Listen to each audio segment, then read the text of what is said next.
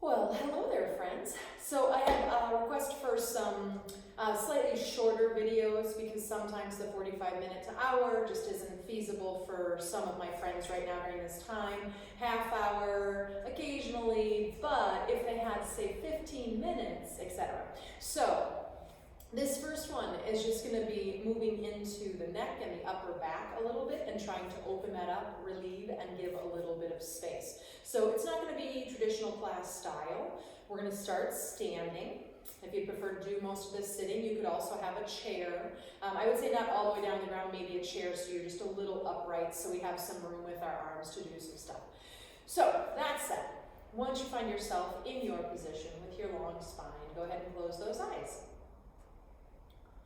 And with the eyes closed, just starting to tune in. So I still want to take a few moments to check into the awareness. Check into the muscles of the face. Jaw for me is always a really big one. Check into your neck. And it might not be that there's a lot there that you can feel you can soften, but you're also just taking an assessment, noticing if the neck is talking to you. Does it stem more of the right side, the left side, in a particular spot, etc. And letting that come down into the upper shoulders. The inner upper shoulders are the upper traps, and then even let it move down from there on the shoulder blades. And checking into that upper back body. And then one more check to bring us into the breath. Check in with your belly. Let that belly be soft, even though we are standing and we have more musculature contracting than when we're seated or lying on the ground.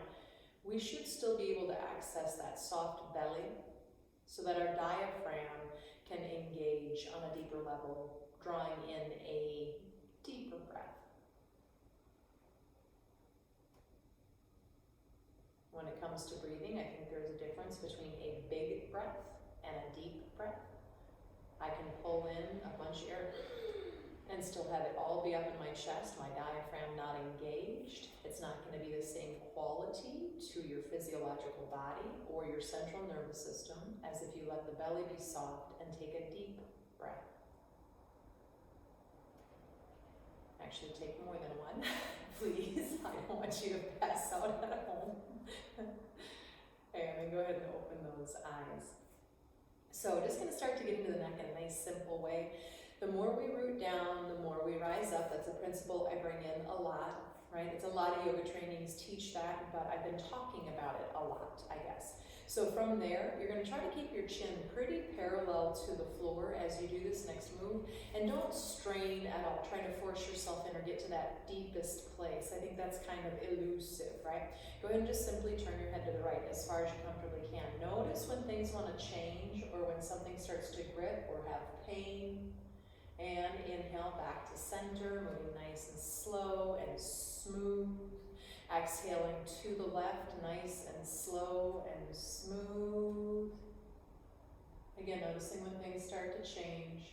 Inhaling, bringing that all the way back. Don't just zip the neck back. Start to move nice and slow and steady. One more time. Exhaling over to the right. Does your left shoulder want to pull forward? Does your upper back want to round? Does the chin want to dip or rise? Inhale back. Just notice. And over to the left. Again, same observation skills on this side. And inhaling back to neutral. I'm noticing when I turn to my right, I get a big pinch in my upper back, right? So these are the things that we really, not that it has to be that, but that's what we kind of tune into. So now, keeping those shoulders down away from the ears, and without just trying to slam a ear over to a shoulder, think of lengthening the neck first, and keeping the neck as long as possible, and then just really gently let the ear move towards the shoulder. You'll notice my face stays forward. Inhale, slow and steady back up again, lengthening first, and then letting that ear gently move over towards that shoulder. My low belly is still toned in. I'm supporting my low back. Inhale. And we're going to add on this next one if it feels appropriate. Go ahead and let that ear move over to the shoulder, lengthening up and away always, not just falling down. It's a very different thing for the neck, and it's not as healthy for the neck to just drop in, right? Now, maybe not. I could say depress the left shoulder, and I often talk about the left fingertips reaching down, which is what that does. It starts to depress that shoulder is the anatomical term. And that might get you a little extra. Now this next one, you might bring your hand up. A lot of people pull down. Please don't do that. Not really good for the neck. You're going to push the head up first and then gently pull into that. So it's an isometric action. My head begins to push into my hand, and then my hand gently pulls down. I don't pull my head any further in, but with the push-pull action of the head and the hand, I keep all of my discs nice and plump, right? My vertebrae protected, and I get a little extra oomph. If that's not right for you, just don't do it, yeah? And then releasing the hand, inhaling the head up, lengthening first, and then left ear towards left shoulder, but that's not the objective, it's the long cervical spine. First one would be right fingertips reaching down to depress the shoulder away from the ear, and that might get you a little extra, and that might be plenty. Maybe left hand comes up, and again, the very first motion should be your head pushing into the hand, and only then does the hand pull into that. Isometric, it's a push-pull action between the head and the hands. So I'm not pulling my ear closer. My ear never gets closer to that shoulder. I actually just start to lengthen these muscles, keeping everything warm. Take one more breath. Releasing the hand down, inhaling the head back up. If your body would like a couple of shoulder rolls, go ahead and take a couple of shoulder rolls here. And you can switch and go the other way. Okay, go up, back, and down just so you get your broad collarbone. And then we're going to do one more in this vein. You're going to watch for 2 seconds because once you go into it, you sure can't really see me very well. This time we'll bring the chin down and then we'll roll it over. So you notice my head and my face is now facing kind of down as if I'm looking beyond the right? And then I might reach those left fingertips down. If I bring my hand up, I'll bring it up to the side of the forehead, and it's the same push-pull action, yeah? Okay, so let the chin move down. Go ahead and roll the chin over towards the right shoulder. Don't let that left shoulder come forward when you do that. That's one way to amplify the stretch. Maybe reaching your left fingertips down to depress the left shoulder. These are those surprise muscles. Those ones that stick out on people's necks, right? Maybe that right hand comes to the front of the left forehead, and very gently my elbow moves back, but I do a little push-pull isometric between my head and my hand, and that might get me a little extra stretch. It's nothing crazy, it shouldn't be. We don't want to hurt our cervical spine. It's quite mobile. We don't want to crank it into things, right? Go ahead and release the neck down, or the hand down. Just roll the chin to the center, and then we're going to roll right over to the other side. So go ahead and roll over to the other side. My upper back is asking me to lay off a little bit, so I'm going to come up a little bit out of it, right? So again, I listen to my body. Reaching the right fingertips down, but pressing the right shoulder away. That might be plenty for you. You might bring your left hand to the front of the right forehead. Gently the elbow moves back, but more importantly is that isometric action. The head and the hand gently push into each other to amplify the stretch. Inhale. Exhale, release that hand down, roll the chin to the center of the chest. Inhale, come up, and again, if it feels good to take shoulder rolls, go ahead and roll your shoulders a couple of times. I should have taken this off before I started. I'm getting toasty because we're working so hard. Woo! And then come back to neutral. So let's go ahead and add on a little bit of upper back.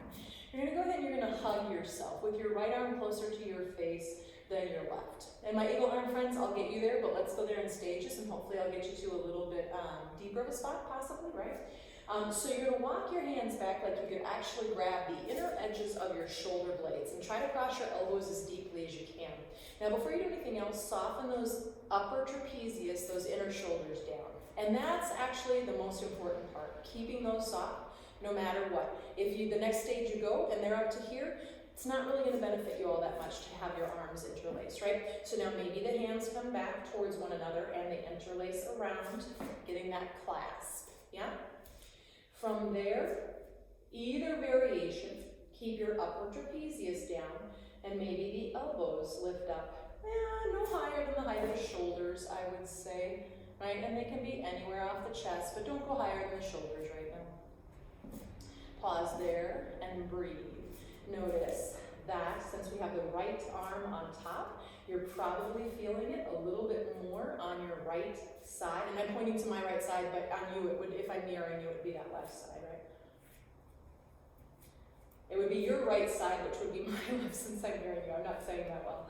And then from there, maybe slide your shoulder blades down your back. Pull your upper back in a little bit, but keep the low belly toning, and maybe those elbows reach up just a little bit more for one breath here. Inhale, and go ahead and release those arms out and down. Maybe a couple of shoulder rolls, either in both directions. Always open the collarbone with your last one. Hugging with your left arm on top. Again, walk your hands back as far as you can comfortably, crossing your elbows. And then soften your upper trapezius. Now don't let these guys engage for the rest of the time, right? Maybe you stay here, maybe you do the interlace. Sometimes this depends on proportions, right? It depends on arm length, all kinds of things. So you're not a better yogi if you can interlace your forearms. That's not at all the case, right? Keeping the upper trapezius soft, maybe those elbows start to reach up, maybe they don't. If you have really big biceps, right? But really short upper arm bones, humerus bones, etc. There are so many reasons why this might not be accessible and the hugging might be better for you. And taking another breath from there, noticing that probably, since the left arm is on top, you're feeling more in that left side of the shoulder, upper back, neck area, wherever you feel it. And then maybe those shoulder blades move down the back, the chest reaches forward as the belly tones up and in, and you reach those elbows up for a little upper back bend. Take a breath into that. Inhale. And exhale. And go ahead and let those arms come on down. And once again, feel free to move those shoulders around any amount. Pardon me, I just want to look at where I am with time. Okay, awesome. Just where I was hoping to be.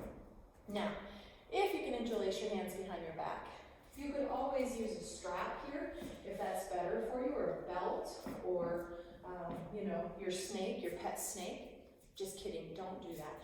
And then maybe, right? Or if not, you always have just your arms together if you can't interlace and you don't have a prop, right?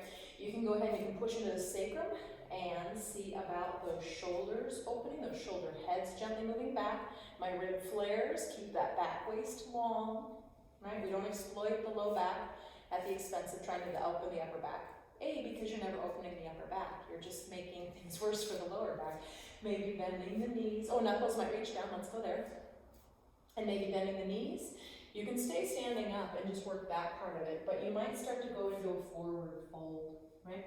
My shoulder heads keep lifting. My knuckles keep lifting. Whatever that is to me, maybe towards the ceiling, but maybe it's just really close to my hips if I'm feeling really tight there. You're trying to find an opening in the front of the chest and the front of the shoulders, right? Soften the neck. We just did all that neck work. Don't let that neck take the brunt of this. Take another breath here. Inhale. Let those arms, hands come down, and the hands come all the way down to the ground, right? Now hands on the shins, reaching the chest forward. Exhale, folding in. Let's do that one more time. Inhale, shoulder blades down the back as you reach the chest forward, that halfway up point-ish. Hands on hips, elbows up. Inhale, long spine, come all the way up. Release the arms down, close the eyes, tune in, and just find out how everything's feeling in there.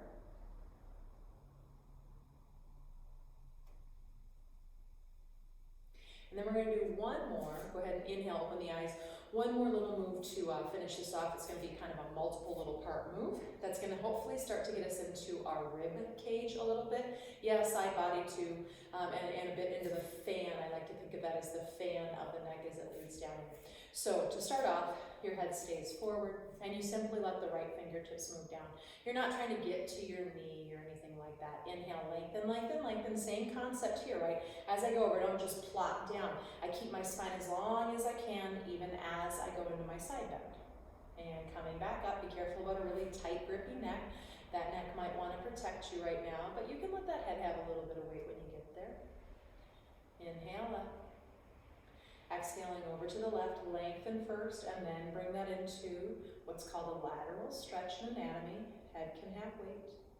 Inhale up, adding on. If it's okay with your body, this time when you go down, same move, but now you're going to turn your chin towards the right shoulder maybe. And inhale up. Head comes comes forward, and as I move over to the left, I let that chin soften down towards the left shoulder. And head turns back to neutral. I gain length, right? And one more time on each side. Coming on up. And letting that chin move over to the left as I slide my left fingertips down. Inhale up. We're going to add on one more piece, and this will be our big finale. Go ahead and let those fingers slide down. Maybe the chin turns for the first little bit. Let the head have weight. Let that left shoulder stay lifted and moving back. Not that it has to move back, you just don't want it to roll forward, right? You might stay right there. You might really gently, right, lift the chin up just a little bit and then turn back towards camera, or your front, I should say. Now maybe that left arm starts to reach up. If you have a shoulder injury, I wouldn't suggest doing this. You might just do hand on hip, right? And I lengthen over, rooting through my left heel. And if it feels okay with my neck, I might turn my neck towards that bicep. Inhale, come all the way up. Everything starts with neutral, long spine. As I move down, I'm going to let the chin move towards that left shoulder and pause. Let the head have weight. The chin might move a little forward, or I should say to the left side or towards the chest, whatever feels like, yeah, that stretch, that one. Check in with your right shoulder. If it's rolling forward, let that right shoulder move up and back so you keep that collarbone neutral to the front of the room. Now, lift the chin a little bit if it dropped in. Turn the head forward. Find that nice neutral extension of the spine. Bring that right arm up if it's okay with your shoulder girdle. Soften that right upper track, right? And push that right heel down. Maybe we turn the head and look beyond that. If that doesn't feel good in your neck, sure don't do that. Inhale, come all the way up. If you want a couple of shoulder rolls or any of that kind of business, please do. Otherwise, when you're ready, pause, close the eyes, standing, or maybe you're in that chair. Everything we did today could have been done in that chair, probably. Notice, and particularly, I brought us into, yes, the muscles of the face, because we tend to get kind of tight and clenchy there, right? But then really it was all about what's happening in your neck, your shoulders, your upper back. I didn't bring your attention there at the beginning, but you might pay attention to the chest and the front of the shoulders. They were engaged today with some of the things we did. And you know, I even feel this lead down into my mid to lower back. Today, anyway. Bring your hands together at your heart. Take a big old inhale. Exhale, bow the head. And just taking a moment of gratitude. One thing, at least one thing to be grateful for. And I challenge you to do this every day, not just the days you do the videos with me. Every day, even if it's writing it down and putting it in a little ball glass jar, or just mentally thinking about it, writing it in your journal. Make a little ritual, and every day, be grateful for at least one thing. Namaste. And if you want to go the advanced route, what does that mean? Maybe you do one in the morning so that you set the stage of gratitude before you even go into your day, but maybe at the end of the day you also write down something. Maybe it's the same thing, maybe it's different, but then when you go to bed at night, hopefully you've got a little bit of gratitude that you've practiced to get yourself to sleep. Love you.